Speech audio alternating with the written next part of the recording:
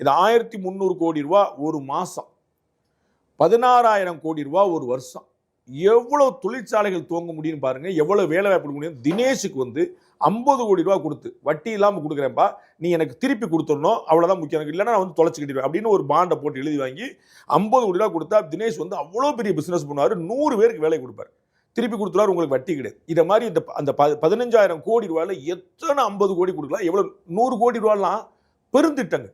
உங்களுக்கு புரியுங்களா?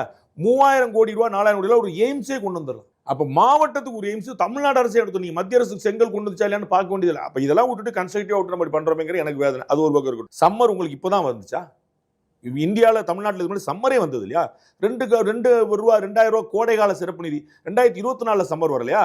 2025 சம்மர் வரலையா?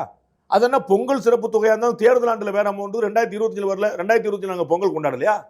அப்ப நீங்க ரொம்ப தெளிவா தேர்தலை குறி வச்சு பண்றீங்க. அது எல்லாருக்கும் தெரியும். அது நடக்காதுன்னு நான் நினைக்கிறேன், வரலாறு காரணமாக. வேற எனக்கு ஒன்றும் இல்லை. நீங்க 5,000 கொடுங்க, 10,000 கொடுங்க, தட் ஓன்ட் கோட் அப்படின்னு ரொம்ப தெளிவா தெரியும்.